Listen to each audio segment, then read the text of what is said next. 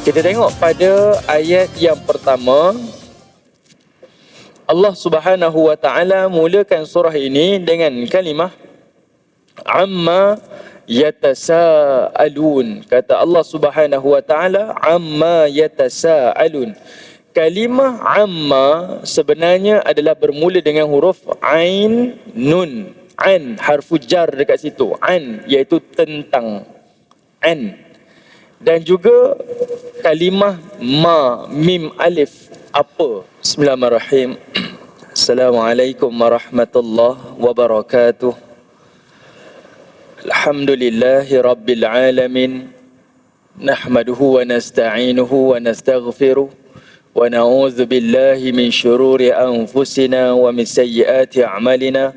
Man yahdihillahu fala mudilla lahu wa man yudlil fala hadiya lahu. Asyhadu an la ilaha illallah wahdahu la syarika lah. Wa asyhadu anna Muhammadan abduhu wa rasuluh. Allahumma himna rushdina wa'idna min syari nafsina. Rabbi zidna ilman nafi'an warzuqna fahmah. Allahumma fahman nabiyyin wa hifzal mursalin wa ilhamal malaikatil muqarrabin birahmatika ya arhamar rahimin. Subhanaka la ilma lana illa ma 'allamtana innaka antal alimul hakim.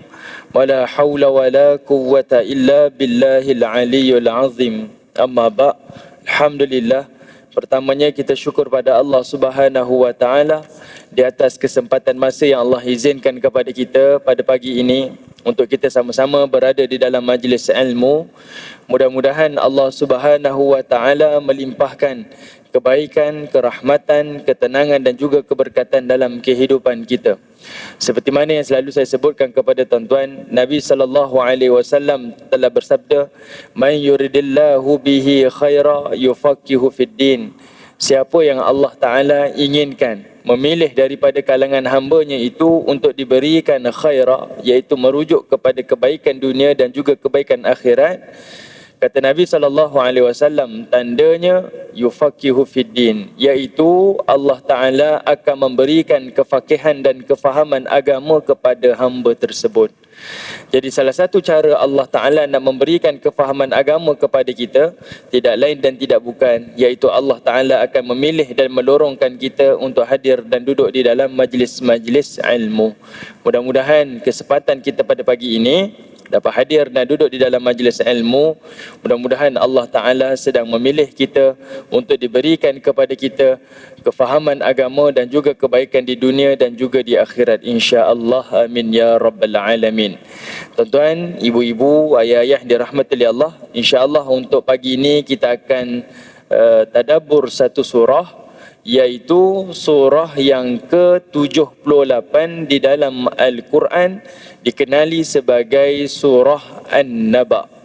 Surah An-Naba. Jadi saya jemput pada tuan-tuan, ibu-ibu, ayah-ayah untuk mungkin boleh ambil Quran terjemahan yang berada di sekitar masjid kita, ataupun tuan-tuan boleh buka smartphone tuan-tuan yang ada Quran terjemahan.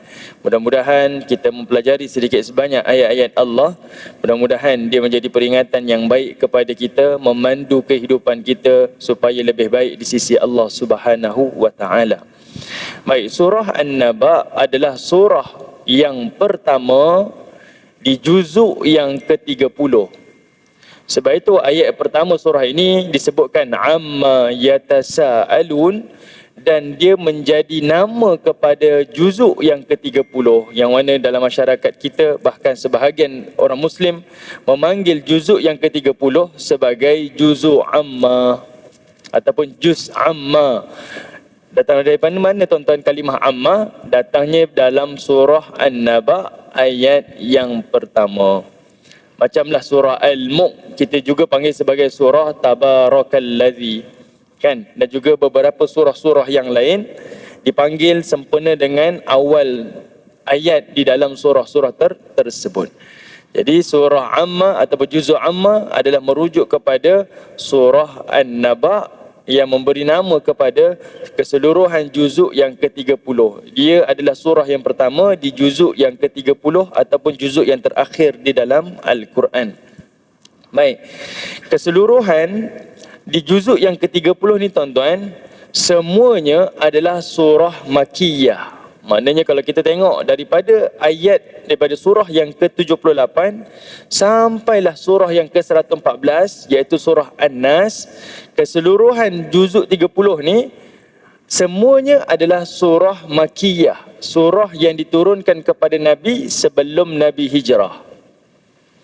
Melainkan ada 3 surah sahaja adalah surah Madaniyah, surah yang diturunkan kepada Nabi surah selepas hijrah. Apa dia tuan-tuan? Iaitu surah Al-Bayyinah, surah Al-Ma'un dan juga surah An-Nasr. Ini 3 surah yang disebut sebagai surah Madaniyah. Selain daripada itu adalah surah Makkiyah, termasuklah kepada surah An-Naba. Bila kata ini surah Makkiyah, surah yang diturunkan kepada Nabi sebelum hijrah, dia ada beberapa topik-topik penting yang Allah sampaikan sesuai dengan konteks zaman Nabi SAW. Yang ini kita akan bicara selepas ni tuan-tuan. Okey. Baik, tuan-tuan, ibu-ibu, ayah-ayah yang dirahmati oleh Allah Subhanahu wa taala.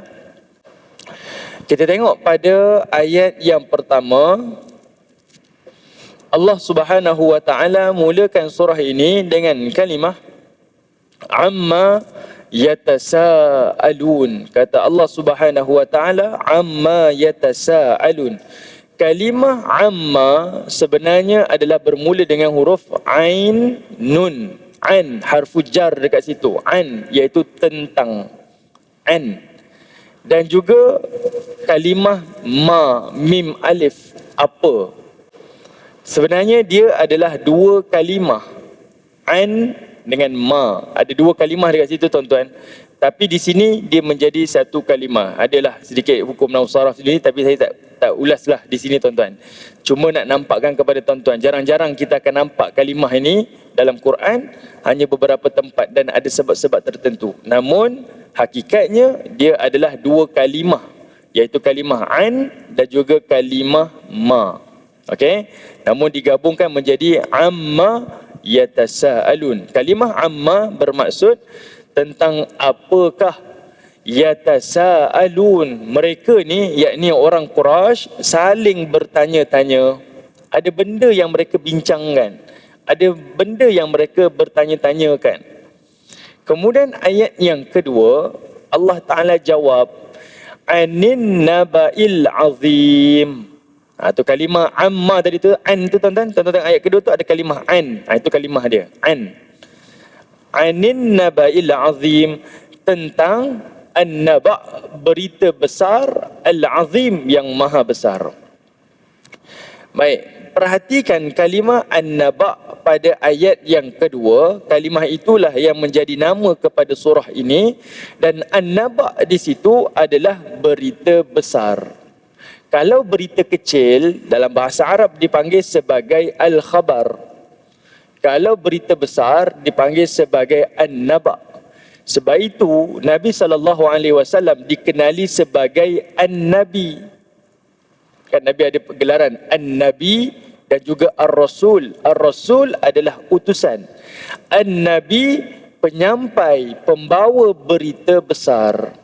Ada beza tu tuan? Okey, An-Naba' berita besar, An-Nabi pembawa ataupun penyampai berita besar. Tetapi pelik tuan-tuan, Allah sebut kalimah An-Naba' sudah memberi maksud berita ni berita besar. Bukan anil khabar, anil naba', berita besar. Tapi Allah ikat dengan kalimah Al-Azim, yang lagi besar. Sudahlah berita tu besar, tapi lagi besar. Maknanya dia antara yang paling utama daripada yang utama. Okey? Baik. Di sini tuan-tuan, apa berita ataupun perkara yang sangat hebat yang menjadi persoalan dalam kalangan Quraisy ni, yang mereka bincang-bincangkan? Dia tak lari daripada 3 perkara. Orang Quraisy tuan-tuan, pada zaman Nabi di Mekah, sebelum Nabi hijrah, ni kan surah Makkiyah tuan-tuan. Orang Quraisy, mereka ni tak bergaduh, tak berselisih dengan Nabi tentang Tuhan. Orang Quraisy, dia tak berselisih dengan Nabi tentang Tuhan. Nabi kata, saya punya Tuhan adalah Allah. Quraisy tak kata Tuhan kamu Allah adalah Tuhan yang salah. Tak. Sebab Quraisy pun bertuhankan nama Tuhannya adalah Allah. Sama. Tak ada beza tuan-tuan. Yang mereka selisihkan adalah 3 perkara besar yang disebut sebagai An-Naba'il Azim. Apa dia? Pertama adalah tentang betul ke Al-Quran ini kalamullah? Betul ke Quran ini adalah kalam daripada Allah? Sebab itu Allah Ta'ala cabar, tuan-tuan, dah melalui dah hari ini, dah masuk hari yang kelima kita berpuasa tuan-tuan. Kita dah jumpa dah di juzuk yang pertama. Kalau imam kita baca tarawih hanya mengikut juzuk, tuan-tuan akan jumpa ada cabaran Allah dalam surah Al-Baqarah kepada orang kafir Quraisy dan juga orang-orang kafir musyrikin yang mengatakan Quran ini adalah ucapan ayat yang tidak benar daripada Allah Ta'ala. Lalu Allah Ta'ala cabar, Qul fa'tu bi'ashri thuwari mithlih. Kalau betul Quran ni bukan kalam Allah, bukan kalam Tuhan, datangkan kitab yang sama macam Al-Quran. Kalau betul Quran ni bukan kalam Allah, datangkan satu kitab sama macam Quran. Kandungannya, tata bahasanya, ketinggian bahasanya, cuba datangkan. Kalau kamu tak mampu datangkan satu kitab macam Al-Quran, Allah kata fa'tu bi'ashri thuwari mithli, datangkan 10 surah yang sama macam Quran. Kalau kamu tak mampu datangkan 10 surah seperti Quran, kamu datangkan 1 surah seperti Al-Quran. Nampak tuan-tuan? Allah cabar. Kalau kita katalah Quran ni bukan benar daripada Tuhan, aku cabar kamu, datangkan satu kitab. Tak mampu tak apa, datang 10 surah. Tak mampu datang 10 surah, Allah kata datang 1 surah. Tuan-tuan boleh tengok dalam sirah Nabi, banyak orang-orang zaman Nabi yang menentang Nabi bawa surah-surah seperti Al-Quran, namun ditertawakan oleh orang Quraisy. Sebab orang Quraisy adalah bangsa yang mahir berbahasa Arab, mahir dalam syair-syair Arab. Dia datangkan ayat-ayat seperti Quran, tuan-tuan, orang ketawa kan. Ini berlaku dalam surah Al-Asr. Kalau tuan-tuan tengok dalam surah Al-Asr, Musailamah Al-Kazzab, dia bercerita, dia kata Muhammad turun surah Al-Fil, Al-Gajah, surah gajah. Aku turun surah yang bernama surah Arnab. Ini tuan-tuan boleh tengok dalam sirah. Okey. Kalau tak mampu datang 10 surah, datang 1 surah. Kalau tak mampu datang 1 surah, Allah kata apa? Datang 1 ayat seperti Al-Quran. 1 ayat, tuan-tuan. Tuan-tuan tengok daripada zaman Nabi sampailah ke zaman hari ini, tuan-tuan. Ada tak yang menyahut cabaran ni? Tidak ada. Bahkan Allah kata kalau tak mampu datang 1 ayat, datangkan 5 huruf seperti Quran. Tak mampu. Tak mampu 5 huruf, 4 huruf. Tak mampu 4 huruf, 3 huruf. Tak mampu 3 huruf, 2 huruf. Tak mampu 2 huruf, 1 huruf seperti Al-Quran. Sebab itu ada huruf, ada surah di dalam Quran dimulakan dengan kalimah Alif Lam Mim, Alif Lam Ra. Itu hikmah dia. Baik, saya cerita sikit pada tuan-tuan. Ada permulaan surah dimulakan dengan huruf muttaqatta'ah. Alif Lam Mim, Alif Lam Ra, Taha, Yasin. Itu namanya huruf muttaqatta'ah. Huruf yang terputus, tuan-tuan. Okey? Apa tujuannya, tuan-tuan? Memang kalimah itu, huruf itu rahsia. Tidak ada sesiapa yang mengetahuinya. Tak ada sesiapa yang mampu menafsirkannya. Tapi para ulama tafsir mengeluarkan hikmah. Dia mengatakan itulah cabaran Allah kepada orang Quraisy ataupun orang musyrik yang tak beriman pada Allah dan Rasul, tak beriman kepada Al-Quran. Kalau kamu tak mampu datang 1 surah, datang 1 ayat. 1 ayat Allah tunjuk, aku datangkan 5 huruf sahaja. Cuba lawan. Kaf, Ha, Ya, Ain, Sad. 5 huruf dalam surah Maryam. Kalau kamu tak mampu datang 5 huruf, datang 4 huruf. Alif, Lam, Mim, Ra. Tak mampu datang 4 huruf, datang ke 3 huruf. Alif, Lam, Mim ataupun Alif, Lam, Ra. Tak mampu, datangkan 2 huruf. Taha, Yasin. Tak mampu juga datang 2 huruf. Aku cabar 1 huruf saja. Qaf, Nun. Ada sesiapa yang boleh menyahut cabaran Allah?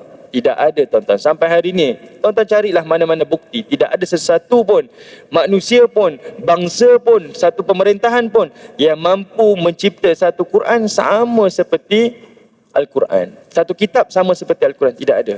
Sebab itu kalau tuan-tuan jumpa huruf-huruf muttaqatta'ah, Ayat kedua selepas itu kebiasaannya cerita tentang Quran. Alif Lam Mim Tanzilul Kitab, Yasin wal Quranil Hakim.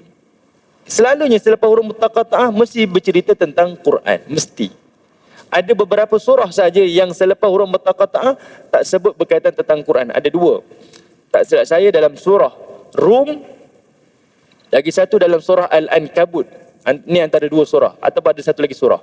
Ada dua surah yang tak menyambung selepas huruf mutaqatta'ah dengan cerita tentang Al-Quran. Okey, ini antara cabaran Allah. Orang kafir Quraisy tak berselisih tentang Tuhan, tuan-tuan. Mereka beriman dengan Allah, percaya pada Allah. Namun tiga topik yang mereka bergaduh dengan Nabi. Pertama, tak percaya pada Quran. Kedua, mereka tak percaya Nabi SAW itu adalah Rasulullah. Bila Nabi kata aku utusan Tuhan, Abu Jahal, Abu Lahab, Ikrimah, siapa lagi? Safwan bin Umayyah, Umayyah bin Khalaf menolak Nabi sebagai Rasul. Kamu bukan Rasul, kamu sama macam kami, kamu datang daripada keluarga kami, kamu berkahwin dengan keluarga kami, kenapa kamu Rasul? Yang ini yang mereka pertikaikan. Dan Allah Ta'ala jawab dalam banyak surah-surah Makkiyah. Ini yang kedua. Yang ketiga, selain mereka bergaduh tentang Quran, selain mereka bergaduh tentang kerasulan Nabi, yang ketiga, mereka berselisih dan tak setuju dengan Nabi adanya kewujudan hari akhirat. Ini tiga topik, tuan-tuan, yang menjadi perbalahan kalangan Quraisy dengan Nabi SAW. Mereka tak nafi Muhammad orang yang jujur, sampai mereka sendiri yang memberi gelaran Al-Amin kepada Nabi. Mereka tak nafi Allah itu Tuhan. Sebab itu Allah Ta'ala sebut, wala in sa'altahum man khalaqas samawati wal ard wa sakhara asy-syamsa wal qamar. Sekiranya kamu bertanya kepada mereka, man khalaqas samawati wal ard, siapa yang menjadikan langit dan bumi? Wa sakhara asy-syamsa wal qamar, siapa yang menjalankan bulan dan juga matahari ini? La yakulun, kalimah la yakulun, lam tu ditonton disebut sebagai lam muwatta' lil qasam. La yakulun Allah. Mereka kata apa? Sebenar-benarnya aku bersumpah, Tuhan yang menjadikan alam ini namanya Allah. Ini Allah sebut dalam Quran, tuan-tuan, yang tak beriman pada Allah tapi tetap mengatakan yang menjadikan alam ini adalah Allah. Tapi kenapa mereka masuk dalam neraka, tuan-tuan? Kenapa? Sebab walaupun ucapan mulutnya kata beriman pada Allah, kehidupannya, tata cara hidupnya, ibadahnya, mereka melawan syariat Allah. Sebenarnya cerita dalam surah An-Naba yang turun pada zaman Quraisy, yang kita panggil Arab Jahiliyah, sangat dekat dengan zaman kita, perangainya dan perbuatannya. Tanya pada sesiapa, tuan-tuan, yang duduk pada hari ini, beriman tak pada Allah? Semua kata saya beriman pada Allah. Berapa ramai Muslim sekitar kita? Berapa ramai Muslim dalam dunia Islam? Ramai. Tapi tata cara mereka tak mengikut apa yang diajarkan oleh Islam. Berapa ramai orang Muslim yang ambil rasuah? Berapa ramai orang Muslim yang rampas harta anak yatim? Berapa ramai Muslim yang meninggalkan salat? Berapa ramai Muslim yang pecah amanah, yang gelapkan duit syarikat? Ramai, tuan-tuan. Ucapan mulanya saya beriman pada Allah, kehidupan mereka tak beriman pada Allah. Quraisy macam itulah, tuan-tuan, macam itulah zaman kita. Sebab itu Allah Ta'ala sebut dalam surah Al-Mulk, kita baca, tuan-tuan, takadu tamayyazu minal ghaiz.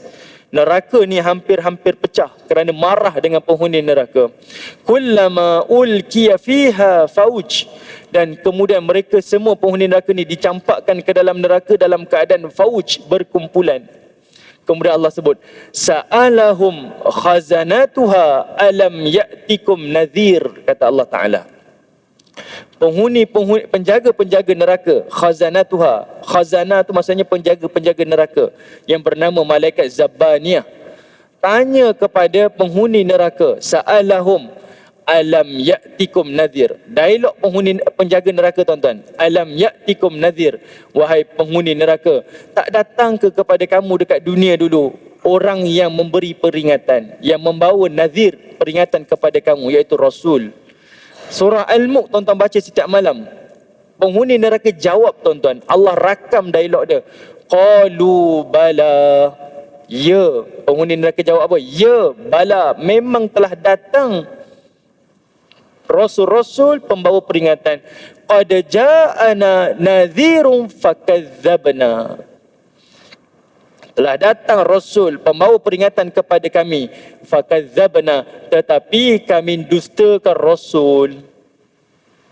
Kami dustakan rasul. Berapa ramai hari ini tuan-tuan, saya adalah Muslim tapi saya tak percaya Muhammad, saya anti hadis. Ramai tuan-tuan.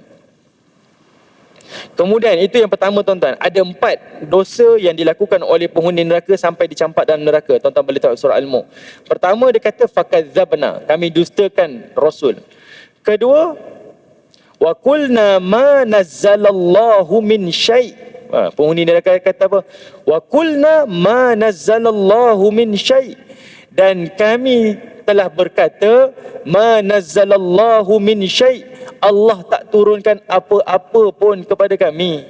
Dia buat tuduhan dusta, tuduhan jahat kepada Allah. Allah dah turunkan Quran, Allah dah turunkan Rasul, tapi dia kata ma nazzalallahu min syai'. Allah tak turun apa-apa lah. Tuan-tuan perhatikan, penghuni neraka dia sebut apa? Ma nazzalallah. Dia sebut kalimah Allah. Penghuni neraka tuan-tuan. Maksudnya penghuni neraka ni dia kenal dan dia beriman Tuhannya Allah. Allah tak sebut penghuni neraka kata ma nazzala rabbu, ma nazzala ilahu. Tak, dia kata ma nazzalallah. Disebut kalimah Allah tuan-tuan. Penghuni neraka cakap Tuhannya Allah, tak turun apa-apa pun. Artinya mereka beriman pada Allah tapi hidup mereka tak ikut landasan syariat Allah. Sangat dekat ayat ni rupanya dengan kita. Konteks Quraisy yang kita duk panggil ni jahiliah ni tuan-tuan, sebenarnya kita sedang meniti apa yang mereka lakukan pada zaman dahulu. Sejarah hidup mereka macam itu zaman kita. Okey, yang ini yang Allah Ta'ala nak highlightkan kepada kita. Jadi kita sendiri boleh nampak kenapa cerita Quraisy ni sentiasa berulang sampai dia jadi surah Makkiyah. Seringkali ditunjukkan bukti-buktinya dalam Quran kerana ceritanya sangat dekat dengan kita. Sangat dekat. Quraisy, kalau tengok dalam sirah Nabi SAW, mereka beribadah lebih awal daripada Nabi. Mereka mengerjakan haji, mereka mengerjakan umrah. Mereka kalau bersumpah dengan nama Allah, bernazar di sekitar Kaabah, beribadah sekitar Kaabah, bernazar di sekitar Kaabah, memuliakan Kaabah lebih daripada segalanya. Namun dalam ibadah mereka telah melakukan satu bid'ah yang paling besar, iaitu meletakkan berhala-berhala sebagai perantaraan ibadah mereka dengan Allah. Tuhan siapa? Dia tak kata Tuhannya Uzza. Dia tak kata Tuhannya Lata. Dia kata Tuhannya Allah, tapi yang memberi manfaat dan mudarat Lata, Uzza. Sebab ni perantaraan ni. Okey. Yang ini tuan-tuan berlaku dalam masyarakat kita. Tuhan siapa? Allah. Tapi saya tak beranilah nak buat ni. Nanti si fulan, nanti yang itu, nanti yang ini. Dia percaya benda-benda makhluk ni memberi manfaat dan mudarat pada dia, bukan Allah. Walaupun mulutnya kata saya beriman pada Allah. Saya tak boleh nak detailkan lagi lah tuan-tuan, nanti akan lebih panjang. Tapi tuan-tuan boleh nampak bukti itu keadaannya sama. Seolah-olahnya kita ni macam copy paste sirah Nabi SAW seperti perangai Quraisy dalam kehidupan kita. Bukan kita saja tuan-tuan, tapi dalam seluruh dunia Islam sama sahaja. Yang itulah yang Allah Ta'ala nak memberi pengajaran peringatan kepada kita. Baik, kemudian ayat yang ketiga, allazi hum fihi mukhtalifun. Di antara Quraisy yang bertanya-tanya ni, orang-orang Mekah ni yang bertanya-tanya ni, kata Allah, allazi hum fihi mukhtalifun. Mereka ni berselisih, saling berselisih di antara mereka. Maknanya antara mereka dah berbincang, sembang-sembang, bertanya-tanya, tapi di antara mereka berselisih. Siapa yang berselisih? Kata Al-Hafiz Ibn Kathir, yang ini adalah merujuk kepada ada sebahagian orang Mekah yang kafir, yang memang tak percaya langsung tentang 3 topik tu. Memang kita tolak Muhammad bukan Rasul, Quran bukan kalam Allah, dan juga tidak adanya hari kiamat. Tapi sebahagian orang Mekah yang gunakan akal dia tetap mengatakan adanya Allah, adanya Rasul iaitu Muhammad, Quran itu kalamullah, dan juga adanya hari akhirat. Saling berselisih. Maknanya sebahagian mereka beriman, sebahagian mereka tak beriman. Kemudian Allah sebut dalam ayat keempat dan kelima tuan-tuan. Kata Allah, kalla saya'lamun. thumma kalla saya'lamun. Sekali-kali tidak. Jangan kamu berselisih lagi. Jangan duk bertanya-tanya lagi. Jangan bertelingkah. Sebab antara kamu tak tahu pun. Tak ada, antara kamu tak boleh nak mengiya dan menafikan. Sebab kamu tak ada ilmu benda tu. Saya'lamun. Kelak kamu akan tahu nanti. Thumma kalla saya'lamun. Kemudian kamu jangan berselisih lagi. Saya'lamun. Kelak kamu akan tahu nanti. Okey, baik. Tuan-tuan yang dirahmati oleh Allah. Sebelum saya pergi lebih jauh. Antara 3 topik yang mereka bincangkan, surah An-Naba mengangkat satu topik saja. Maknanya mereka bergaduh tentang Quran ni, bergaduh tentang kerasulan, bergaduh tentang hari akhirat. Tapi An-Naba bercerita tentang hari akhirat. 2 ni reserve tuan-tuan, Allah sebut dalam surah-surah yang lain nanti. Tapi yang berkaitan tentang hari akhirat, Allah Ta'ala angkat menjadi tema dalam surah An-Naba. Sebab itu dalam surah Yasin, Allah Subhanahu wa Ta'ala menyebutkan, qala man yuhyil 'idhama huwa hiya ramim. Orang-orang Quraisy, orang-orang musyrikin bertanya pada Nabi SAW, man yuhyil 'idham wa hiya ramim. Muhammad, cuba bagi tahu pada aku, bagi tahu pada kami, siapa Tuhan ataupun sesiapa saja yang boleh hidupkan tulang belulang ini, al-idham wa hiya ramim. Ramim tu apa tuan-tuan? Tulang yang telah kosong, yang telah rompong. Kalau manusia ataupun satu benda mati tuan-tuan, tulang tu sampai dah reput dah, itu ramim. Sampai dah hancur dah. Tulang tu dah serasi, dah bergabung dengan tanah dah. Kamu cakap pada kami, kalau tulang ni dah jadi macam ini, dah kosong macam ni, siapa yang boleh hidupkan tulang belulang ni? Bagi tahu. Allah jawab apa tuan-tuan? Kul, katakan wahai Muhammad. Kalau kita baca bahasa Arab, kul ni fi'lul amar, kata perintah. Muhammad, kamu jawab macam ni pada orang Quraisy. Yuhyihallazi ansha'aha awwala marrah. Yang menghidupkan tulang belulang yang kosong ni sampai jadi makhluk balik, sampai jadi manusia balik, bagi tahu pada dia, itulah Tuhan yang menjadikannya awwala marrah, pada penciptaan yang pertama. Kamu duk petikai ada tak hari kebangkitan, ada tak hari kiamat, kamu jangan risau. Itu Tuhan yang bangkitkan kamu, itulah Tuhan yang menjadikan kamu pada peringkat awal kejadian kamu. Ayat ni tuan-tuan, kalau kita dengar, kita rasa macam seimbas lalu, sekilas macam tu kita tak berapa jelas. Tapi tuan-tuan tengok, Allah jawab dengan jawapan yang rasional dan logik. Tak perlu pada kajian-kajian tuan-tuan, tapi secara logik Allah jawab. Contoh, telefon kita ni tuan-tuan, kita daripada kecil diajar dan disebutkan pada kita, yang cipta telefon ni adalah seorang manusia yang bernama Alexander Graham Bell. Saya tak tahulah, mungkin ada orang lagi awal yang cipta telefon, tapi yang saya dengar daripada kecil, Alexander Graham Bell. Dia nak cipta telefon tuan-tuan, kita tak tahu eksperimen dia, kajian dia, dia punya ni beratus kali mungkin, percubaan demi percubaan, tak dapat-dapat, percubaan demi percubaan, sampailah dia berjaya, betul? Berkali-kali dia buat. Tetapi tuan-tuan, telefon yang kedua yang diciptakan oleh manusia, telefon yang pertama tadi susah, berkali-kali eksperimen baru berjaya. Tapi bila manusia nak cipta telefon yang kedua, telefon yang ketiga, telefon yang keempat, yang kelima, adakah sesukar macam penciptaan telefon yang pertama? Tak susah dah, sebab dia hanya copy paste sahaja, tiru saja. Kita tahu orang yang cipta lampu ni tuan-tuan, berapa banyak eksperimen yang dia buat, beratus beribu kali gagal. Tapi bila dia berjaya tuan-tuan, untuk cipta lampu yang kedua dan ketiga, dia tak susah dah. Dia hanya tiru sahaja teknologi tu. Handphone ni nak sampai jadi smartphone tuan-tuan, mula-mula memang susah. Tapi sekarang tuan-tuan tengok, selang 6 bulan, selang setahun, macam-macam teknologi telefon keluar.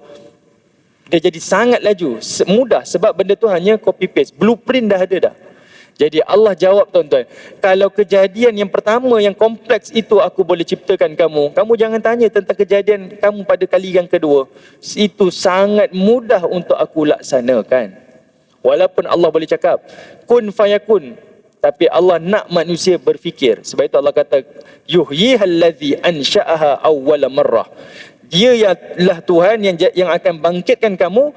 Dialah Tuhan yang telah menciptakan kamu pada kejadian yang pertama. Logik tuan-tuan, jawapan Allah sangat logik. Orang yang menggunakan akal, mesti dia nampak jawapan tu. Mesti jelas. Tak ada apa yang kita boleh nafi dan argue dengan Allah Subhanahu Wa Taala. Okey. Tuan-tuan tengok ayat yang keempat dan yang kelima. Kan Allah kata kalimah saya'lamun thumma kalla saya'lamun. Dah berhenti dah bergaduh dah. Dah berhenti bertelingkah dah. Nanti kamu akan tahu. Ayat yang keempat, tahu tu dekat mana tuan-tuan? Kamu akan tahu tu bila? Sebab lepas ini akan turun lagi wahyu demi wahyu akan menjelaskan lagi kepada kamu. Sabar.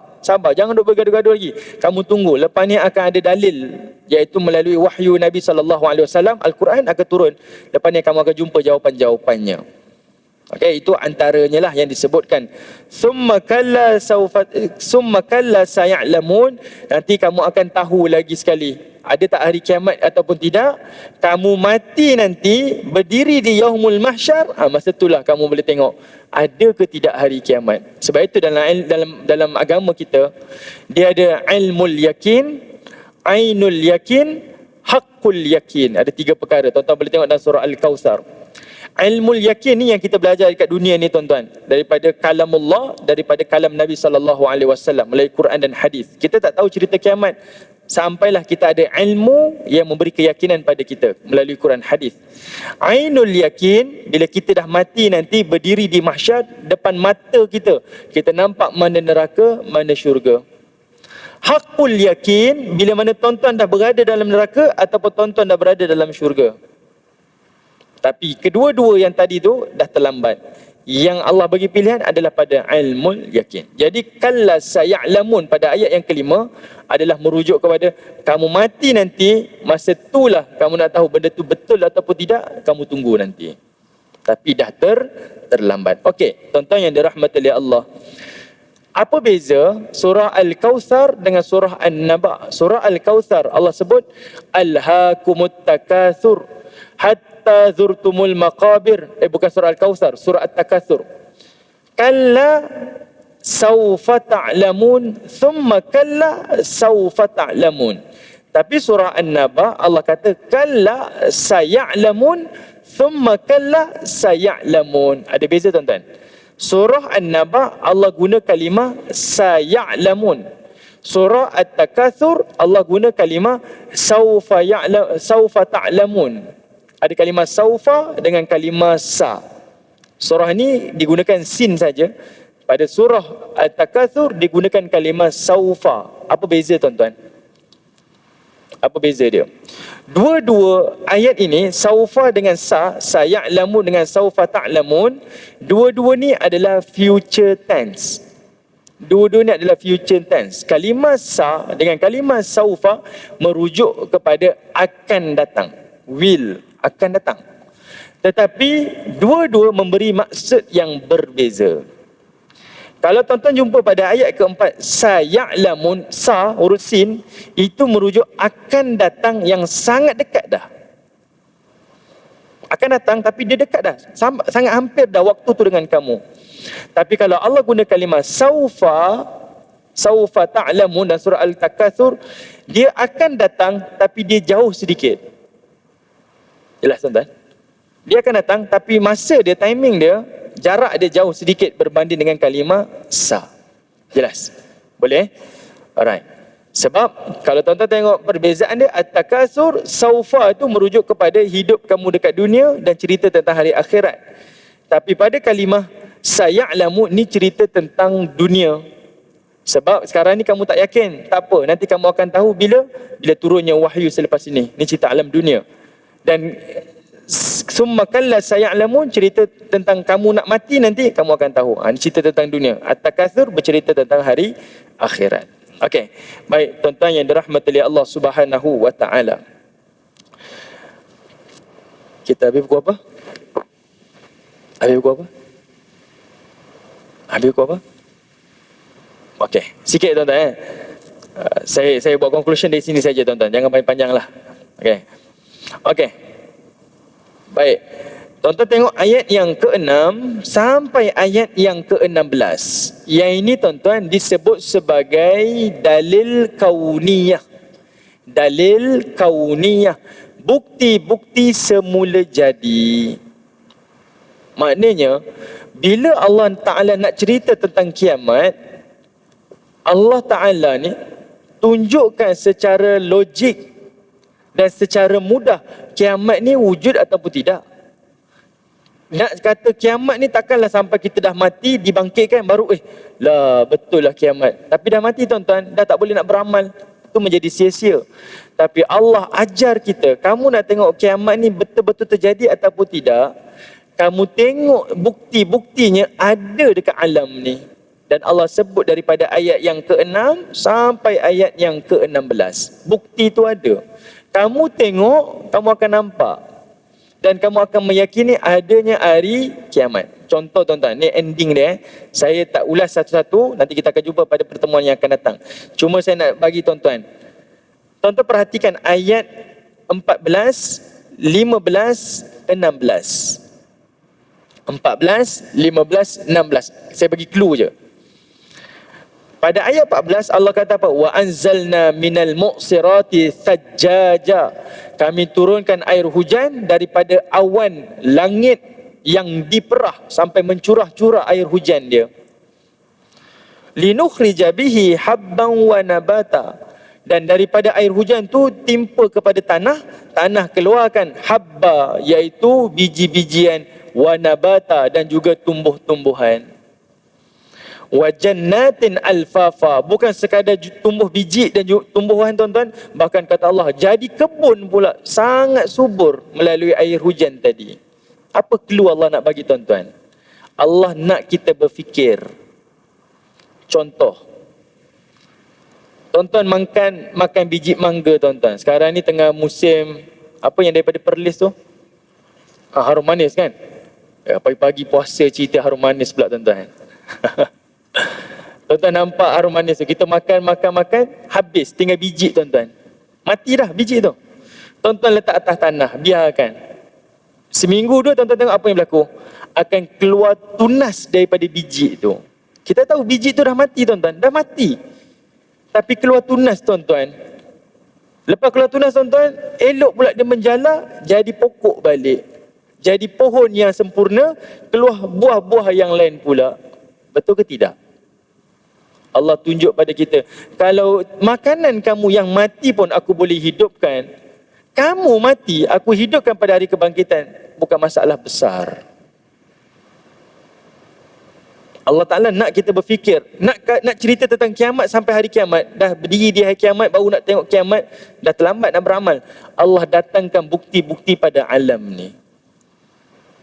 Apa bezanya makanan tadi yang dah mati kemudian hidup balik jadi pohon dan sebagainya? Setengah pun okey Ustaz. Oi, jangan. Betul. Okey. Kalau dah mati pun boleh tumbuh sempurna. Kamu boleh bayangkan kehidupan kamu yang akan mati dan dihidupkan. Tidak ada beza sebab ia adalah datang daripada Tuhan yang sama yang menjadikan buah-buahan untuk makanan kamu dan dialah Tuhan yang menjadikan kamu. Bahkan tuan-tuan, ayat ni sangat dekat dengan orang Quraisy. Orang Quraisy, orang Mekah duduk dan tinggal di tanah yang kering kontang, yang gersang tuan-tuan. Penganjur minta saya lanjutkan lagi tuan-tuan. Okey, saya ambil masa sikit tuan-tuan tapi tak lama tuan-tuan. Kita pun perit juga lidah tak minum air tuan-tuan tak boleh nak panjang-panjang juga. Tuan-tuan tengok, orang Mekah tuan-tuan, Allah takdirkan bumi Mekah ni bumi yang kering kontang. Yang masa zaman Nabi Ibrahim sampai, Hajar sampai, Ismail sampai, apa yang ada di Mekah tuan-tuan? Tidak ada, makhluk tidak ada. Makanan tidak ada, minuman tidak ada, orang-orang tempatan tidak ada tuan-tuan. Bani Jurhum datang selepas itu. Sebelum tu tidak ada sesiapa pun duduk di situ.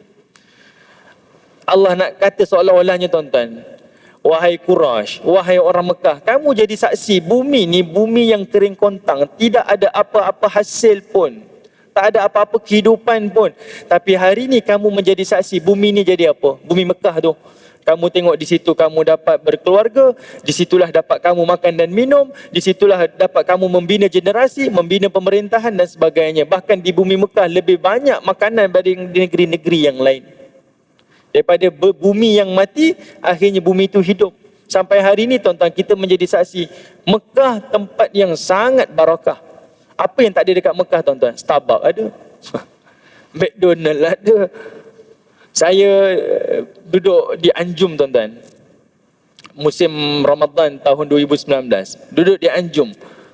Tuan-tuan tahu berbuka puasa apa tuan-tuan? Kita imagine walaupun dia 5 star, mungkin makannya biasa-biasa. Rupa-rupanya tuan-tuan, dia punya buka dia makan ketam tuan-tuan. Kalau orang berfikir lah, ketam ni datang daripada mana dekat Mekah ni? Ketam ni datang daripada mana? Tapi Allah Ta'ala nak tunjukkan kepada kita, khusus pada orang Mekah yang duduk zaman Nabi ni, kamu tak percaya benda ni akan hidup, akan dibangkitkan semula. Kamu tengok bumi yang kamu pijak di Mekah tu, itu adalah bumi yang mati, kering kontang. Aku yang hidup dan suburkan. Yang ini membawa kita percaya untuk hari akhirat. Walaupun tak nampak lagi akhirat, tapi bukti-buktinya ada Allah datangkan melalui dalil kauniyah. Okey tuan-tuan, pengajar minta panjang, saya sambung balik. Tuan-tuan tengok sedikit ayat yang ke-6. Saya berhenti 7.20 mungkin sikit Okey, tengok ayat yang ke-70, ayat yang ke-6. Allah kata apa? Alam naj'alil arda mihada. Kata Allah Subhanahu wa taala, alam, bukankah naj'alil, kami telah menjadikan al-arda, bumi ini, mihada, sebagai hamparan. Allah tanya pada kita tuan-tuan. Allah nak datangkan dalil, bukti. Allah tanya pada kita, kamu tak percaya adanya hari kebangkitan, kamu tak percaya adanya hari kiamat, bukankah kami telah menciptakan, menjadikan bumi ini sebagai hamparan? Allah nak tunjukkan kekuasaan dia. Tuan-tuan perhatikan kalimah mihada. Mihada di sini adalah merujuk kepada al-mahdu ataupun mumahada. Apa maksud dia tuan-tuan? Dia kalau tengok dalam bahasa, kalimah mihada ni bermaksud buayan. Bayi yang dilahirkan diletak di dalam buayan. Kan kita sebut talabal ilm minal lahdi minal mahdi ilal lahdi. Tuntutlah ilmu minal mahdi, daripada buayan ilal lahdi, sehingga ke liang lahat. Kalimah al-mahdi tu, al-mahdu, merujuk pada kalimah ni, mihada. Seolah-olahnya tuan-tuan, Allah nak kata apa? Kamu lahir dekat alam ni, dekat dunia ni, dia punya infrastruktur dia, dia punya fasiliti dia, dia punya kemudahan dia komplit. Macam bayi lah tuan-tuan. Dia lahir, kita letakkan dalam buayan. Bayi yang duduk dalam buayan ni tuan-tuan, dia rasa dia didodoikan. Dia rasa sangat selesa, sangat tenang. Allah kata, alam ni aku jadikan bumi ni mihada. Macam tu keadaan dia. Kamu duduk, kamu rasa selesa. Kamu rasa benda semua dah disempurnakan untuk kamu. Kamu hanya takbir makmurkan alam mengikut perintahku saja. Adakah tuan-tuan manusia lahir, dia sibuk tengok, awan tak siap, kita pergi buat awan lah. Oh, bumi ni tak siap, kita kena komplainkan. Tak ada tuan-tuan. Alam ni dah semula jadi. Istilah kita semula jadi. Komplit dah. Tinggal kita saja untuk memakmurkan bumi Allah. Okey? Contohlah tuan-tuan, nikmat yang paling besar tapi kita tak nampak nikmat dia. Nikmat graviti. Bayangkan kalau bumi ni tak ada graviti tuan-tuan. Macam kita, macam orang yang duduk di luar angkasa. Mereka nak tidur sampai kena ikat tuan-tuan. Kan kita tengok astronot macam mana kehidupan mereka di angkasa. Kalau nak tidur kena ikat. Kalau nak makan sukanya macam ni, muka jadi sembab, darah naik ke atas, kena exercise, kena itu, macam-macam tuan-tuan. Payah. Nak berjalan ni tuan-tuan, pergerakan jadi perlahan. Tapi adanya graviti tuan-tuan, kehidupan kita seperti hari ini. Tapi kita tak rasa graviti ni, kita tak nampak dia sebagai nikmat. Kita rasa benda ni adalah perkara yang normal. Hakikatnya tuan-tuan, ini nikmat daripada Allah. Bayangkan kalau tak ada graviti tuan-tuan, kita punya tindakan perlahan lewat 5 second. Macam mana keadaan kita tuan-tuan? Berjalan perlahan, kan payah. Kan? Tapi Allah Ta'ala tunjukkan, alam ni aku jadikan dalam keadaan sempurna, komplit. Apa yang kamu nak tak percaya lagi tentang kekuasaan aku? Wal jibala autada, dan kami jadikan gunung ganang di atas alam ni sebagai autad, sebagai pasak. Okey, baik. Tuan-tuan yang dirahmati oleh Allah Subhanahu wa taala. Yang ni ayat ni tuan-tuan dia akan bersambung. Kalau saya berhenti tengah jalan nanti mungkin tuan-tuan akan rasa tak komplit. Saya nak mudahkan macam ni. adalah ilmu tafsir. Ada satu ilmu namanya ilmu al-munasabah, ilmu kesinambungan. Daripada satu surah ke satu surah ada cerita yang bersambung. Okey, saya nak bagi tuan-tuan clue je. Sikit ya. Kan saya sebut tadi ayat 6 sampai 16 ini cerita tentang dalil kauniyah. Kalau tuan-tuan perhatikan lagi, sebenarnya Allah membayangkan kepada kita ayat 6 sampai 16 inilah kehidupan kita dekat dunia. Allah jadikan alam, Allah jadikan gunung ganang, Allah jadikan hidup kamu berpasangan, Allah jadikan siang, Allah jadikan malam. Seolah-olahnya tuan-tuan, Allah nak bagi tahu hidup manusia dekat alam ni, dekat dunia ni tuan-tuan, seolah-olahnya macam tempoh satu hari sahaja. Walaupun kita usia sampai 60 tahun, 90 tahun, 100 lebih, tapi Allah kata seolah-olahnya macam sehari. Rutin kamu itu saja, sehari, macam sehari. Bayangan dia. Okey, tuan-tuan tengok surah yang berikutnya. Tengok surah An-Nazi'at. Okey. Tuan-tuan tengok surah An-Nazi'at, tengok ayat yang terakhir. Ayat yang ke-46. Surah selepas surah surah An-Naba tu surah An-Nazi'at, tengok ayat 46, ayat terakhir. Pada surah An-Naba Allah kata alam ni yang kamu hidup dekat dunia ni, ada orang umur 60 tahun, ada orang umur 90 tahun, hakikatnya hidup dia macam sehari, berputar macam tu je, ada siang, ada malam. Hidup kamu berpasangan, sekian Allah detailkan. Pada surah An-Nazi'at Allah kata apa tuan-tuan pada ayat 46? Ka'annahum yawma yarawnaha lam yalbathu illa 'ashiyatan aw duhaha. Tuan-tuan perhatikan. Allah kata apa? Nanti kamu berdiri di hari mahsyar, di hari akhirat, kamu throwback balik, tengok balik kehidupan kamu ke dunia, kamu akan nampak hidup kamu dekat dunia illa ashiyatan aw duhaha, tak panjang pun melainkan seperti waktu petang ataupun waktu duha. Maknanya apa tuan-tuan? Dekat dunia ni kita sendiri boleh rasa, kita yang dah umur 40 tahun, 50 tahun, rasa kejap je umur saya 40 tahun, rasa baru kecil lagi. Tiba-tiba dah 40 tahun. Dulu rasa baru kahwin, dah bercucu pula. Kita sendiri boleh rasa tuan-tuan. Tapi kata Allah, kamu berada di mahsyar, kamu akan tengok dunia kamu, lagi pendek macam waktu duha. Waktu duha ni berapa jam tuan-tuan? Lebih sekitar 6 jam tuan-tuan. Kalau start duha 7.30, 8.30, 9.30, 10.30, 11.30, 12.30, 1.30 misalnya. 6 jam je tuan-tuan. Allah Ta'ala nak bagi tahu hidup dekat dunia terlalu singkat. Life is too short. Sangat pendek untuk bermaksiat kepada Allah.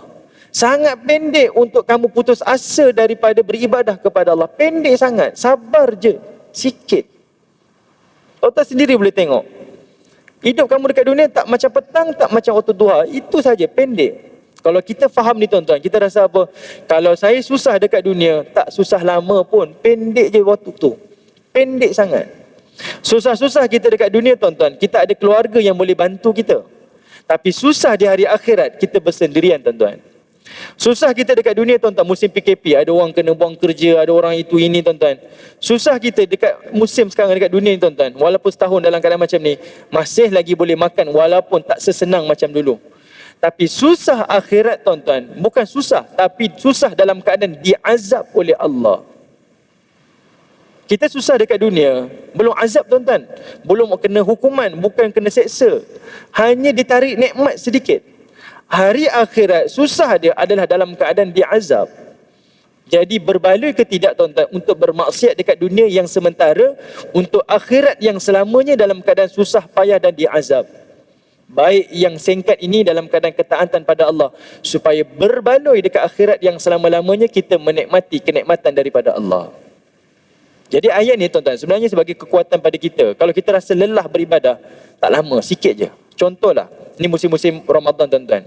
Cucu-cucu kita yang baru belajar puasa, atuk-atuk, ni dah masuk azan ni, azan asar. Bila boleh buka ni, boleh buka tak? Kita cakap apa dengan cucu kita? Sikit lagi, 3 jam lagi nak maghrib ni, 3 jam. Sikit lagi, tahan sikit kita buka. Cucu dengar 3 jam ya, okeylah, bolehlah saya sabar. Sebab kita tahu pendek. Cuba cucu kita kata, Tok, bila boleh buka? Atuk pun tak tahu, mungkin esok kot. Tuan-tuan rasa apa cucu? Kalau kata esok buka, sekarang lah saya buka. Lama sangat. Allah bagi tahu timing tu tuan-tuan, supaya kita tahu, sabar sedikit je, bukan lama, sikit. Sekadar nak bangun pagi, jaga solat subuh jamaah, malam ambil masa untuk jaga tarawih kita, ambil masa kita untuk berpuasa. Benda yang sangat sedikit Allah Ta'ala mengharapkan pengorbanan kepada kita. Kata kamu mukmin, kata beriman, zahirkan mukmin kamu. Sebab itu bila Allah cerita tentang puasa, kutiba alaikumusiyam, ayat pertama, permulaan dia Allah mulakan dengan ya ayyuhallazina amanu. Kalau kamu beriman, puasalah. Kamu zahirkan, manifestasikan bukti iman kamu. Semua orang boleh kata saya beriman, tapi bukti dia apa? As-siyam, al-qiyam, al-Quran. Itu bukti kita beriman pada Allah. Okey, baik. Ini pada surah An-Nazi'at. Tuan-tuan tengok surah yang berikutnya lagi tuan-tuan. Surah Abasa, surah yang berikutnya pula. Mula-mula Allah kata hidup kamu di dunia seolah-olahnya macam sehari. Surah An-Nazi'at Allah kata sebenarnya pendek, seolah-olahnya macam waktu duha. Surah Abasa tuan-tuan perhatikan pula. Tengok ayat yang kedua, 20. Tengok ayat ke-20. Summa sabila yassarah. Tengok ayat yang ke-20 tuan-tuan. Saja tuan-tuan penganjur minta lanjut, saya lanjut. Cuma saya tak boleh nak detailkan tadi tu, takut tak habis. Maka tengok ayat 20. Summa sabila yassarah. Summa amatahu fa aqbarah. Ayat 20 surah Abasa Allah kata summa sabila yassarah. Kemudian perjalanan kamu kami mudahkan. Ayat 20 ni tuan-tuan merujuk kepada manusia yang berada di dalam alam rahim. Kalau tuan-tuan undur sedikit ayat dia, tuan-tuan tengok ayat yang ke-17 sampai 19, Allah berbicara berkaitan tentang kejadian manusia. Qutilal insanu ma akfarah. Kenapalah manusia ni boleh kufur kepada Allah? Min ayyi syai'in khalaqah. Kamu ni tahu tak kamu dijadikan daripada apa?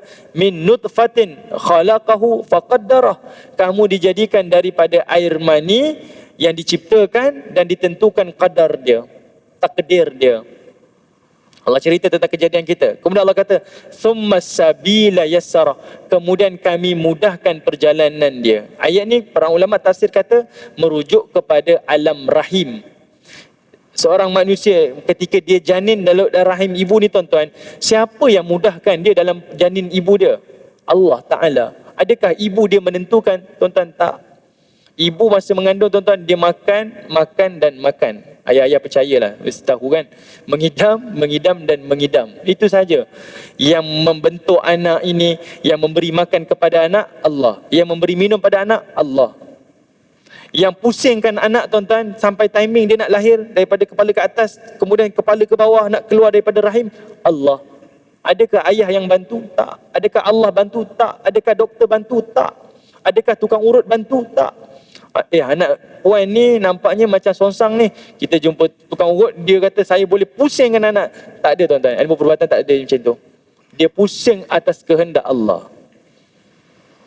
Allah Ta'ala yang bertindak tuan-tuan. Bahkan saya tak tahu istilah perubatan. Bila seorang bayi lahir tuan-tuan, badan dia akan berlumuran dengan yang ada macam apa? Macam ada kopeng-kopeng putih tu. Yang kalau kita tengok di kepala baby tu, dia ada macam putih-putih selaput tu. Itu sebenarnya, kalau bahasa kita mudahnya, dia macam gel, krim tuan-tuan, yang Allah beri secara semula jadi. Sebab anak ni, dia duduk dalam air ketuban tuan-tuan. Kalau manusia duduk dalam air, kulitnya akan kecut. Kecut kan, kita mandi lama-lama tuan-tuan, kulit kita akan kecut. Jadi adanya selaput putih tu, tujuan dia adalah untuk jaga kulit baby tu supaya 9 bulan dalam kandungan ibu dia, dia tak kecut. Dia terpelihara. Siapa yang buat tuan-tuan? Allah. Sebab itu Allah kata, "Tsumma sabila yassarah." Aku yang mudahkan perjalanan dia. Siapa yang boleh nafikan? Siapa yang belajar, mengkaji dari sudut ilmu perubatan sebagainya, dia akan nampak Allah Ta'ala. Tapi kita kelabukan dengan ini semula jadi. Mustahil benda berlaku secara kebetulan tuan-tuan, semula jadi. Mesti ada yang memerintahkan. Tapi saya nak highlight pada tuan-tuan, daripada ayat 20 Allah kata ini alam rahim ni, kamu aku mudahkan. Tengok ayat 21. Allah sebut apa tuan-tuan? Summa amatahu fa aqbarah. Kemudian kamu dimatikan dan kamu dikuburkan. Tuan-tuan perhatikan, Allah tak sebut pun cerita tentang alam dunia. Maksudnya surah An-Naba Allah kata hidup kamu dekat dunia ni macam sehari. Surah An-Naziat Allah kata tak, seolah-olahnya macam waktu duha. Masuk surah Abasa, Allah tak sebut langsung alam dunia. Artinya macam alam dunia ni tersangat singkat, tak perlu cerita. Daripada alam rahim melompat cerita tentang kematian. Nampak tak? Seolah-olahnya dia satu ayat pun Allah tak sebut. Allah nak bagi tahu dia alam yang sangat-sangat pendek dekat dunia. Lepas kamu alam rahim, terus cerita tentang alam kematian kamu. Orang mukmin jangan bercita-cita untuk hidup lama dekat hari akhirat. Sementara je kita kat di sini. Ini hanyalah perjalanan, ini bukan destinasi. Ini hanya perjalanan pemusafiran kita, persinggahan sementara. Nanti tuan-tuan tengok selepas surah Abasa, surah At-Takwir, surah Al-Infitar, surah Al-Mutaffifin, surah Al-Insyiqaq. Ni 4 surah tuan-tuan, Allah masuk terus cerita berkaitan tentang hari kiamat. Alam dunia tak cerita langsung. Kalau tuan-tuan nampak flow dia, kesinambungan daripada satu surah ke satu surah. Plot demi plot tuan-tuan akan nampak. Mula cerita macam sehari, kemudian kata macam waktu pagi, kemudian tak sebut langsung cerita tentang dunia, kemudian terus cerita berkaitan tentang hari kiamat. Kiamat Allah bawa 4 surah berikut berturut-turut. Nak bagi tahu ini alam yang sangat panjang dan selama-lamanya untuk kamu. Okey, tuan-tuan yang dirahmati Allah, saya berhenti dekat sini. Mudah-mudahan ada manfaat. Semoga Allah Subhanahu Wa Taala mencampakkan kemanisan membaca ayat-ayat Allah Taala, memahami ayat-ayat Allah Subhanahu Wa Taala, dan semoga Allah Taala terus memberi kita kekuatan menghidupkan Ramadan kita insya-Allah. Assalamualaikum warahmatullahi wabarakatuh. Bismillahirrahmanirrahim. Alhamdulillahirabbil alamin. Wassalatu wassalamu ala asyrafil anbiya wal mursalin wa ala alihi wa sahbihi ajma'in. Allahumma a'inna ala dzikrika wa syukrika wa husni ibadatik. Allahumma inna nas'aluka ilman nafi'a wa rizqan tayyiba wa amalan mutaqabbala. Rabbana hab lana min azwajina wa zurriyyatina qurrata a'yun waj'alna lil muttaqina imama. Rabbana atina fid dunya hasanah wa fil akhirati hasanah wa qina adzabannar. Sallallahu ala sayyidina Muhammad wa ala alihi wa sahbihi wa baraka wa sallam. Walhamdulillahi rabbil alamin.